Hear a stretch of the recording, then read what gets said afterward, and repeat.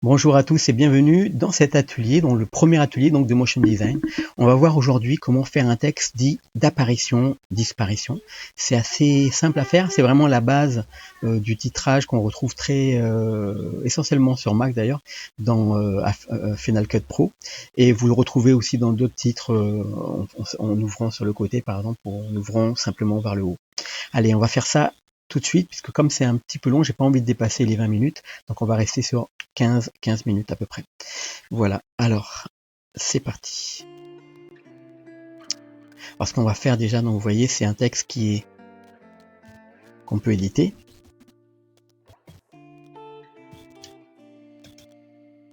Alors super. Génial. Et voilà, donc le texte il fonctionne et il est texturé. Voilà. Tout marche. C'est-à-dire que à partir du moment où vous avez fait votre bibliothèque de texte, après vous pourrez animer. Donc ces motion design que nous allons faire, vous pourrez les réutiliser très facilement dans d'autres productions, ou justement au moment où vous en aurez besoin, vous aurez déjà votre texte qui sera prêt. Voilà, on va faire fichier nouveau. Je vais prendre déjà mon cube ici, on va s'en servir pour faire la barre. Donc je vais l'éditer, je rentre en mode édition. Je vais vous montrer ici les raccourcis clavier que je fais, donc on verra ça ici. Donc si j'appuie maintenant sur le clic de ma souris, hop, vous voyez c'est écrit ici. Voilà, select. Donc voilà, je me mets dans la vue de dessus, je fais Shift, Ctrl Alt 0 pour que ma caméra se place à cet endroit-là. Donc, vous voyez, la caméra elle s'est déplacée, donc elle est placée ici. On va travailler dans la vue de dessus comme si on avait en fait une table de travail et qu'on allait manipuler tous nos textes, tous nos objets à partir de la vue de dessus. Alors on a le cube de départ, on peut faire édition, on sélectionne le tout avec A et on fait S. On va faire la barre assez fine comme ça, SX, parce que c'est dans le sens des X qu'on va l'agrandir là comme ça, et on va faire une barre à peu près grande comme ça. Je sors du mode édition avec la touche tabulation, vous voyez c'est écrit ici, et je vais commencer à écrire mon texte. Donc j'écris, je fais Shift A, et j'ajoute un texte. Donc je vais écrire Motion, en majuscule, et plutôt que de déplacer mon texte ou de l'agrandir ici en faisant S, G, etc., on va aller dans le panneau des propriétés du texte ici, et on va cliquer sur le A. Maintenant on va aller sur géométrie ici, paragraphe, et vous avez ici l'offset, donc vous allez pouvoir le déplacer, ou alors ici on va déjà le centrer, comme ça le texte va être bien placé au centre. Et ensuite dans la géométrie, c'est où, dans font ici, vous avez la taille, size, on va mettre ça assez grand, et on va pouvoir faire un petit Y offset comme ça, en maintenant Shift, pour le décaler un petit peu comme ça. Ok, maintenant qu'on a fait ça, on va pouvoir sélectionner une police de caractère. Normalement par défaut, lorsque vous allez chercher ici des polices de caractère, vous n'en avez aucune, vous avez uniquement une fonte, et la fonte qui est utilisée par Blender. Donc ce qu'on va faire, c'est bfont, donc ce qu'on va faire, c'est qu'on va aller paramétrer. Vous allez hop, dans Edit ici, vous faites Préférences. Là j'ouvre une fenêtre, je sépare la fenêtre ici, donc je crée une fenêtre moi, Préférences, et vous allez aller dans File and Path tout en bas ici, et vous allez chercher ici dans Font, vous cliquez sur le petit dossier et vous allez chercher vos fontes. Alors normalement sous Windows vous allez les retrouver dans ces Windows Font, sinon vous cherchez dans Home, User, et à l'intérieur de User vous allez trouver les polices de caractère. Même sous Windows, par exemple, au lieu de Home, parce que ça c'est Mac je crois et Linux aussi, donc vous allez trouver dans le nom de votre session, puis le nom de User, le nom de votre session, puis Windows, puis Font. Voilà. Vous avez fait ça, vous faites accepter. Et maintenant, on peut refermer cette fenêtre après avoir enregistré. Vous cliquez, vous allez dans la fenêtre préférence tout en bas, vous avez 3 petites barres, vous cliquez sur les petites barres et vous mettez Save Preference. Et vous pouvez fermer la fenêtre des préférences. Quand vous avez fait ça, vous pouvez cliquer sur le petit dossier et vous pouvez choisir une police. Donc nous on va prendre une police impactante, c'est-à-dire une police sans les traits, donc c'est pas avec empattement, donc on va prendre une police sans, donc soit Arial Bold, là on en a pas mal des grosses polices, hein, et on va prendre, moi je prends la plus impactante qui s'appelle Impact, mais vous pouvez prendre, vous voyez, une police au choix, hein. Tiens, je prends celle-là, elle est jolie. Voilà, je vais changer un peu, mon cher. Ensuite, on va donner de l'épaisseur ici. On va garder, donc là on va dans Extrude, on va extruder un peu. On va se mettre dans la vue de côté avec 5, pardon, avec 1, non, là c'est 3, pardon. Et avec 5, j'enlève la perspective, comme ça on voit bien l'épaisseur. Donc là je fais une petite extrude comme ça, pas trop. On peut maintenir Shift pour aller tout doucement. Et vous allez ici dans Bevel et vous cliquez sur Profil. Alors avec Profil, vous allez pouvoir... vous avez la profondeur déjà, on va mettre un peu de profondeur. Il ne faut pas que votre texte dépasse... Il ne faut pas que le texte dépasse ici la barre. Hein. Et on va pouvoir mettre ici une forme de profil original. Donc on va faire comme ça. Vous voyez, ça donne la forme ici. Voilà, on va faire une forme un peu originale. Vous faites la forme que vous voulez. Vous pouvez mettre ici un angle droit en cliquant sur l'angle ici. Voilà, moi j'aime bien comme ça. Donc, je me mets toujours dans la vue de caméra. Je vais l'agrandir mon texte. Parce que par rapport à la police, donc il est un petit peu plus petit. Donc je fais Size, hop, on l'agrandit. Vous voyez que ça reste bien aligné. Et on va aller dans paragraphe à alignement ici. Et vous allez dans caractère spacing ici. Et vous cliquez sur Shift et vous espacez un tout petit peu. Voilà. Ok, on a un truc super sympa. On est toujours dans la vue de dessus ou 7, comme vous voulez. Et vous faites Shift D, G, Y. Et vous avez le deuxième texte. Ok. Maintenant, on va l'éditer d'ailleurs. On va écrire design. Et voilà. Alors, on peut faire ici un petit... Dans Transform, ici, on peut faire un petit chien. Voilà. Parce que c'est le reflet. On peut l'agrandir un petit peu pour coïncider avec le motion. Et on peut prendre l'offset ici, X, pour décaler. Et Y pour décaler.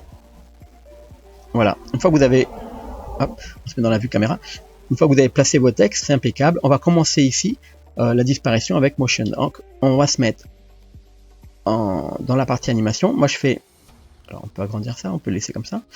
Ici, dans l'animation, on va faire que le texte apparaisse à l'image 50. L'image 50, ça fait à peu près un peu plus d'une seconde. Ça fait presque 2 secondes. Ah, si on était en 25 images secondes, c'est 2 secondes pile d'ailleurs. Donc, à l'image 50, comme ça, on va faire le texte qui va apparaître ici. Donc, je fais I, je rentre une clé. Bon, location. Et déjà, je vais rentrer une clé ici pour design, I, location. Donc, maintenant, je m'occupe du texte motion. Je vais à l'image 20 par exemple, et je vais faire le texte qui va descendre, GY. I location. Donc, si maintenant je fais ça, hop, le texte il apparaît, mais en fait on le voit en dessous, hein, vous voyez. Donc je vais faire pour ce texte, je vais prendre ici les modifiers et je vais mettre un modifier de type shrink warp. Alors là, en tant qu'objet, l'objet cible, ce sera uniquement le cube de départ. Donc ce qui s'est passé maintenant, c'est que notre texte il est totalement dissous à l'intérieur, puisque en fait, par défaut, le shrink warp, il prend tous les sens de la forme. Donc nous, ce qu'on veut faire, c'est qu'on veut qu'il prenne un seul sens, c'est-à-dire, on va lui demander d'être en projection ici. Donc on va prendre Project, et on va lui demander le sens de la projection. Le sens de la projection pour nous, c'est Y. Et là, hop, le texte apparaît. Vous voyez ici dans l'image,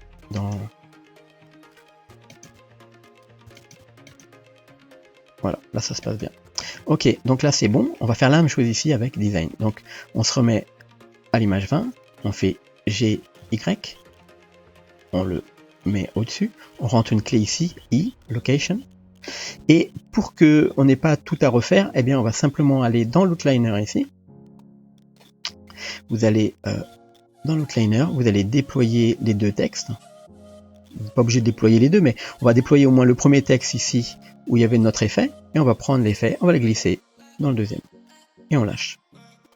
Donc là maintenant, ça fonctionne, mais à l'envers, c'est-à-dire que nous ce qu'on veut, on va prendre Design donc, et on va ici dans le Shrink Warp, et on va simplement inverser le sens. Négatif, positif, ici.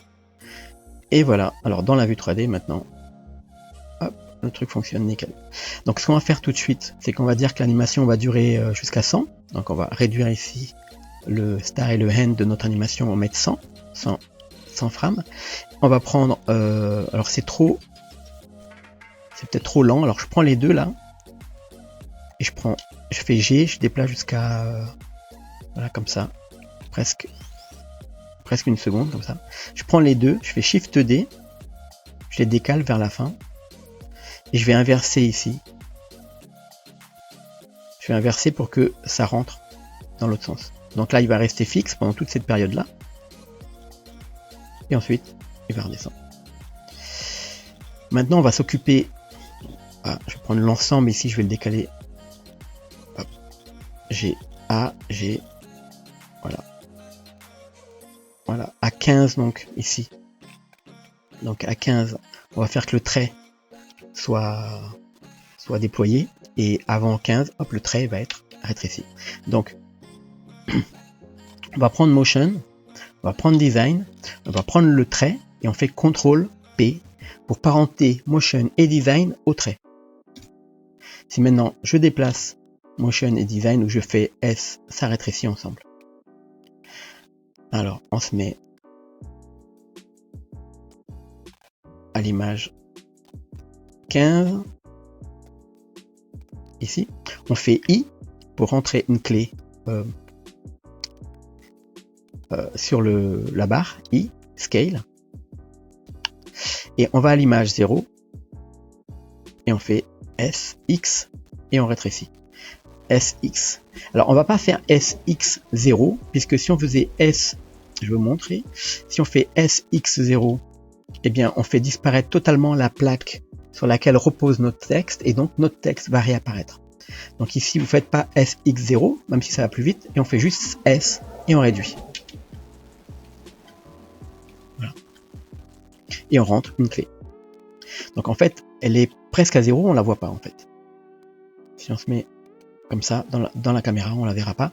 Donc là, on a le trait qui s'ouvre, Motion qui arrive, Motion qui disparaît, et on va reprendre donc l'animation de notre barre, Shift D, on la met à la fin, mais on va l'inverser bien sûr. Soit on fait SX ici, hop, on inverse,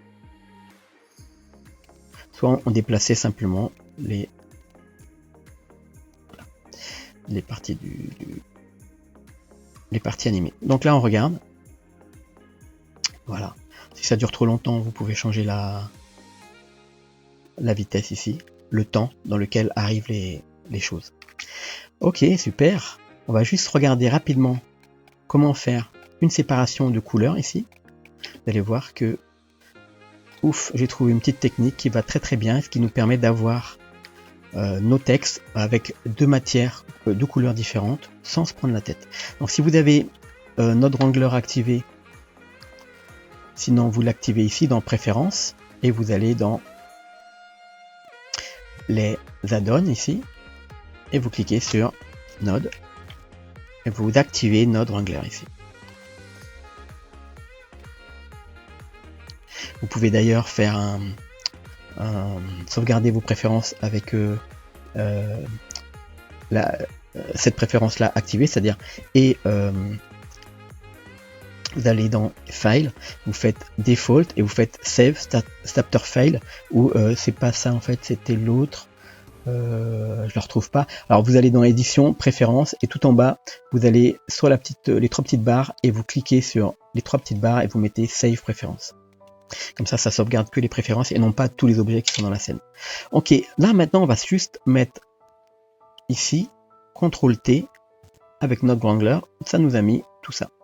Donc on va agrandir, on va prendre juste cette partie là qu'on va mettre dans la couleur, cela on va l'enlever et on va regarder ici le mapping, ce que ça donne. Vous voyez, le mapping il est pas mal, c'est-à-dire qu'on a presque une séparation de la couleur comme on a fait avec notre bevel. Donc ce qu'on va faire ici, on va aller dans les X et on va réduire. Donc si je mets à 0, on a ceci. Alors j'ai pas trop touché aux autres. En agrandissant, c'est bon. Alors, donc on arrive à voir comme ça deux couleurs par rapport à l'édition, par rapport à la texture coordonnée de l'UV qui est générée automatiquement ici par notre texte ici, texture space. Donc ce qu'on va faire, c'est qu'on va simplement utiliser ceci pour on peut laisser à 1. On va utiliser, tu remarques, ça booste un petit peu, tiens, si ça met, ok, ça booste un petit peu les couleurs. Donc là, je vais mettre une node ici, Shift A, cette node converteur color ramp qui va me permettre de faire du noir et blanc. Et ce noir et blanc, je vais m'en servir pour faire pour avoir deux couleurs, deux matières différentes. Et ça va me servir de masque. Ok, donc là, ce que je vais faire, je vais ajouter une couleur RGB mix RGB là. Et là, au lieu de m'en servir de ça comme d'une couleur, je vais m'en servir comme d'un facteur. Donc là, j'aurai par exemple une couleur autour et une couleur à l'intérieur. Et on peut mettre à la place d'une couleur, on peut mettre une texture ici. Shift A, on va mettre une texture, par exemple Voronoi. Et on peut mettre par exemple ici sur le bleu, hein, la partie du haut, voilà. Donc là, vous voyez la Voronoi. Alors le scale, on peut le réduire. En fait, on agrandit la map ici pour avoir un scale qui réduit. Le random, on peut le réduire pour avoir un truc tout droit comme ça. Et on peut avoir un effet sympa en reprenant donc ces deux nodes. Shift D, on les duplique. Donc on remet le mapping ici et on va remettre à 0 à 1 partout, hein, comme par défaut. Et on va regarder, CTRL Tab. Alors là, voilà. Donc ça fait ça. Alors c'est par rapport à l'UV là pour l'instant. On va le prendre nous par rapport à générer ici. Et on aura ça, ok. Et maintenant on va agrandir ici le scale, voilà, pour avoir des petites bulles bien rondes ici. Voilà, à 3 c'est pas mal. Et là, pour avoir les petites bulles qui démarquent bien, eh bien on peut prendre la même chose qu'ici, c'est-à-dire une color ramp qui va compresser nos couleurs. Donc Shift D, color ramp, on s'en sert beaucoup, hein. Enfin moi en tout cas je m'en sers énormément. Donc là on va compresser nos couleurs et comme ça on a un truc comme ça. Très cool. Donc on peut mettre des couleurs à l'intérieur, hein. Vous pouvez changer, voilà, des points bleus, voilà. Donc on a notre premier et le deuxième, on va juste prendre le même. Donc là on peut enlever toutes les nodes ici et on peut juste laisser deux couleurs. On pourrait mettre par exemple une couleur, on va même pas mettre les couleurs, on va mettre directement comme ça on aura du noir et du blanc. Ah, j'ai fait une bêtise. Alors je reviens en arrière, CTRL Z. N'oubliez pas ici de rajouter ici une matière. Donc là on a une seule matière ici. Donc on va cliquer sur le 2 ici, parce qu'il y en a deux utilisations. On va cliquer sur le 2 et on va la rendre, donc ça on l'appelle design. Et là maintenant on a design et l'autre c'est matériel. Donc on va prendre design pour celui-là. Et là on va tout choper, donc comme on disait, on va tout enlever et on va laisser juste la séparation du noir et blanc ici comme d'une couleur. Ok. Donc là, on garde ça comme ça, et on peut même se servir ici de la couleur ici pour influencer l'émission de la matière. Donc là, maintenant, la matière, elle va émettre du blanc, là où c'est blanc. On pourrait le faire aussi avec Motion, c'est-à-dire que les couleurs claires, elles vont émettre de la couleur. Donc ici, on clique sur émission, comme ça, ça va émettre de la lumière. Et voilà, lorsqu'on se met en mode rendu, hop, on a notre superbe effect. C'est tout pour aujourd'hui. J'espère que cet atelier vous a plu, qui vous a vraiment intéressé, vous avez appris des choses. N'hésitez pas à vous abonner si ce n'est pas encore fait.